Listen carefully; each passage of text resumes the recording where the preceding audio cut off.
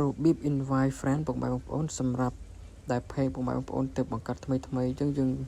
ត្រូវតែ invite friend ឲ្យ friend របស់យើងចុច follow ទៅ page យើងដើម្បីឲ្យឆាប់គ្រប់គោលការណ៍ឬក៏ឆាប់ឡើង menu ដល់ពេលយើងផុសវីដេអូទៅគឺឃើញទៅដល់គេពុកម៉ែបងប្អូនជាពិសេស account មួយណាដែលយើងគិតថា friend ច្រើនគឺវាជួយឲ្យយើងឆាប់កើន menu ផងដែរឆាប់គ្រប់គោលការណ៍បងប្អូនហើយវាធ្វើឲ្យយើងនឹងឡើង follow ច្រើនដោយសារតែយើងផុសទៅគឺយើងឲ្យគេ invite friend ទៅដល់ពេលយើងផុសគឺទទួលទៅគេមើលឃើញច្រើនអញ្ចឹងបន្ទាប់មកបងប្អូនចុចចូលមកកាន់ Facebook របស់យើងជាងមកបន្ទាប់មកយើងចុចខាង tray 3យើងចុចមកខាង tray 3មកបន្ទាប់មកចុចខាង tray 3ចឹងមកបន្ទាប់មកវាយើង search រក account page របស់យើងចង់ឲ្យគេ follow page យើងមួយណាយើងចុច search រក page មួយហ្នឹងទៅបងប្អូនឥឡូវខ្ញុំយកខាងលើគេនេះគឺជា page របស់ខ្ញុំដែលទើបបង្កើត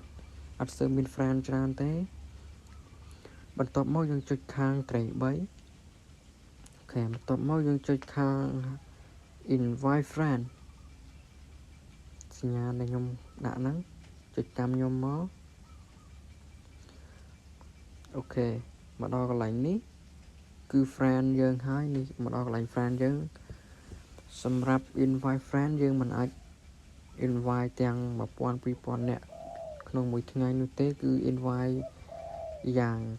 ច្រើនគឺមួយថ្ងៃ50នាក់តែប៉ុណ្្នឹងទេបងប្អូនគឺមិនអាចលើសនឹងបានទេខ្លាច spam បើសិនជាច្រើនពេកអាចនឹងប៉ះពាល់ទៅកាន់ page របស់យើងដែរឥឡូវយើងចុចចឹងមកនេះយើងចុចគ្រីស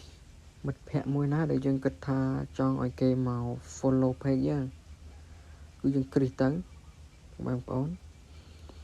ហើយសម្រាប់ដែលយើងគ្រីសហ្នឹងយើងមិនប្រកាសថាគេមកចុច follow ឲ្យយើងទេវាតាមតែមើល